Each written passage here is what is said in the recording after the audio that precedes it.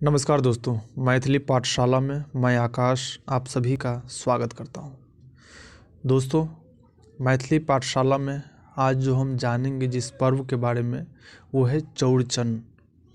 चौड़चन मिथिलांचल का एक बहुत ही महत्वपूर्ण पर्व है जो कि सिर्फ मिथिला में मनाया जाता है और कहीं भी नहीं मनाया जाता है।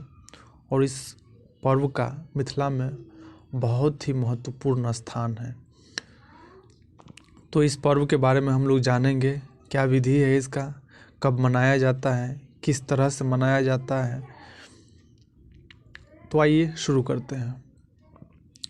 भाद्रपद भादो शुक्ल पक्ष की चतुर्थी के दिन चौड़चन पूजा की जाती है। पूरे दिन व्रत रखकर घर के आंगन को गाय के गोबर से नीप कर स्वच्छ किया जाता है और शुद्ध किया जाता है। फिर केले के पत्ते से गोलाकार चांद जैसा बनाया जाता है जिस पर विभिन्न प्रकार के पकवान, खीर और मिष्ठान आदि रखा जाता है। इसके बाद रोहिणी नक्षत्र सहित चतुर्थी में चंद्रमा की पूजा उजले फूल भेंट कुंद तगर इत्यादि से पश्चिम की दिशा में मुंह करके किया जाता है। एक्चुअली जिस दिन चौड़चन पर्व होता है उस दिन जो है वो गोबर से, गाय के गोबर से पूरे आंगन को नीपा जाता है और आंगन के बीच में सेंटर में जो है वहाँ पे रंगोली वगैरह तैयार किया जाता है। और जो भी मतलब कि सामान होता है, डाली होता है जो वहाँ पे बीच में उसको रखना है, उसके नीचे में जो है वो रंगोली बनाया जाता है। और वहाँ पे आंगन में हर चीज़ का चित्र जो है वो पिठार से बनाया जाता है। पिठार वो होता है जैसे कि जो कच्चा चावल होता है उसको पीस करके पिठार बनाया जाता है।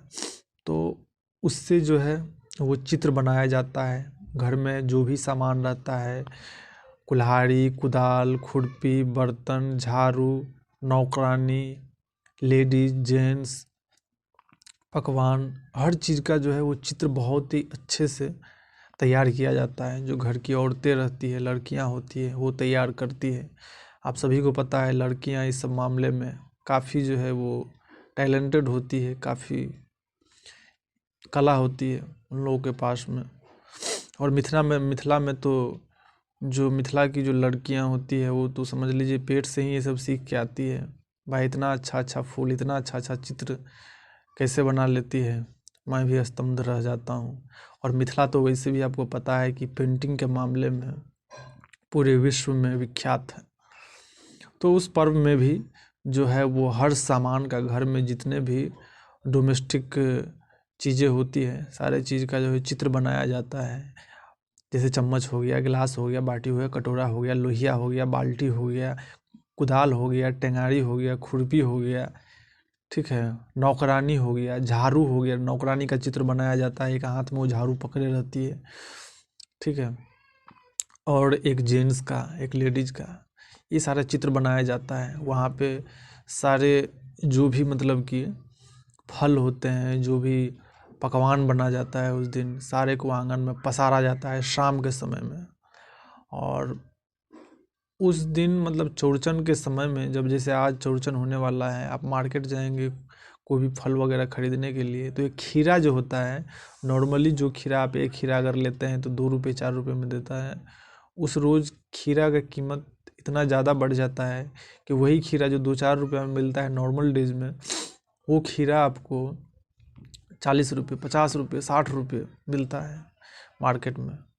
और मतलब कि इतना सेलिंग होता है कि मिलते नहीं रहता है। तो आदमी खरीदता है क्योंकि पर्व है, और उस समय आदमी दाम नहीं देखता है कि कितना दाम का है या क्या मिल रहा है। वो बस उन्हें खरीदना है तो बस खरीदना है, क्योंकि पर्व से भरा थोड़ी ना पैसा है। और जो बेचते हैं, जो मतलब कि जो सब्जी वगैरह बेचते हैं या फल वगैरह बेचते हैं, उनके पास में तो वही वो दिन होता है, मौका होता है कि अच्छे से पैसे कमा ले, तो वो लोग भी अपना वह पैसे कमाते हैं। खैर आगे बढ़ते हैं।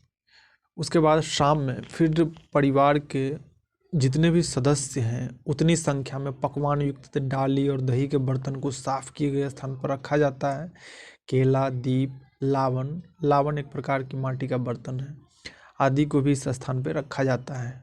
अब एक एक कर डाली, दही का बर्तन, केला, खीरा, सारे चीज़ों को आदि को हाथ, जो मतलब कि फास्टिंग किया होता है, जो व्रत में होते हैं, वो पहले स्नान करके, शाम में स्नान करते हैं वो, और उसके बाद खड़े होकर के जिस समय चंद्रमा निकलता है उस समय सारे सामान को लेकर के चंद्रमा की तरफ सर उठा करके उन्हें देखा जाता है, ठीक है, और प्रणाम किया जाता है।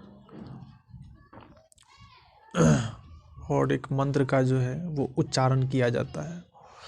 तो इसमें क्या है कि आप उस दिन, जो चौड़चन जिस दिन है, उस दिन आपको चंद्रमा की तरफ देखना नहीं होता है, वर्जित रहता है, ठीक है। लेकिन शाम के समय जिस समय हाथ उठाया जाता है, जो व्रत किए रहते हैं वो स्नान करके शाम में जब सारे को हाथ में लेकर के बारी बारी से हाथ उठाते हैं, तो उस समय जो है सो प्रणाम करते हैं चंद्रमा को।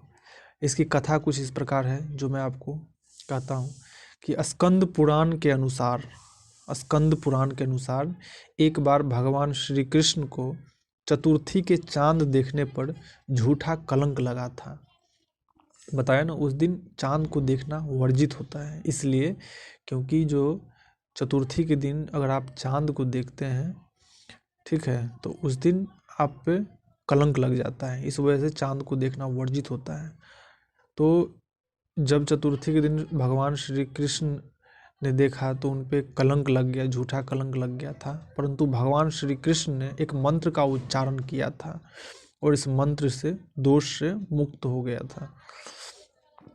तो इस वजह से लोग अपना उस रोज़ जो है मिथिला में वो रखा जाता है, चौड़चन मनाया जाता है और इस मंत्र का उच्चारण किया जाता है पूरा विधिवत, ताकि जो है वो चंद्र का जो कलंक है वो किसी पर न लगे, अगर लगा भी हो तो वो मुक्त हो जाए।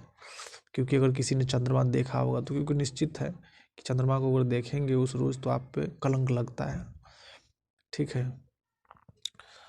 ठीक है, अब अगला कहानी है कि एक बार भगवान गणेश को देखकर चंद्रमा ने हंस दिया, जिस पर गणेश जी ने चंद्रमा को श्राप दिया कि जो आपको देखेगा उसे कलंक लगेगा। इसके बाद चंद्रमा भाद्रपद यानी कि भादो शुक्ल चतुर्थी पर गणेश जी की पूजा की। फिर गणेश जी ने उन्हें कहा कि अब आप निष्पाप हो गए। मान्यता है कि जो मनुष्य सिंह प्रसेन मवधि सिंहो इस मंत्र से चंद्रमा के दर्शन करता है, उसे झूठे कलंक से मुक्ति मिल जाती है और सभी मनोरथ पूरे हो जाते हैं। तो ये चीज़ें हैं।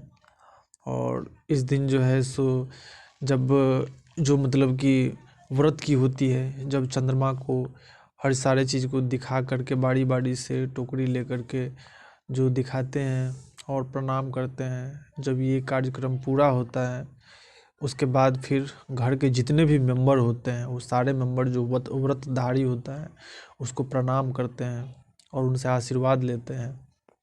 तत्पश्चात क्या होता है कि घर के जितने भी पुरुष होते हैं, औरत नहीं, सिर्फ पुरुष, वहीं पे जहाँ पे वो सारा सामान आंगन में पसारा हुआ रहता है, सजाया जाता है, वहीं पे आसन लगाया जाता है, खाने का बैठने का प्रबंध किया जाता है और वहाँ पे घर के जितने भी पुरुष होते हैं, बच्चे से लेकर बूढ़े तक, सबको उस समय बैठेंगे, ठीक है।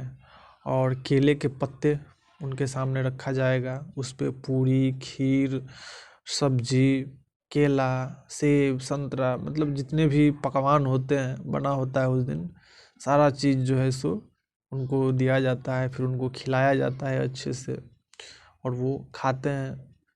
बहुत ही अच्छा है पर्व, हम लोग जो है सो मनाते थे, गाँव में रहते थे तो बहुत ही मज़ा आता था। बच्चे सबको तो समझते हैं, और भी जो कोई पर्व होता है तो अच्छा अच्छा खाने को मिलता है, तरह तरह की व्यंजन, तो इंतज़ार रहता है, एक अलग ही उल्लास रहता है।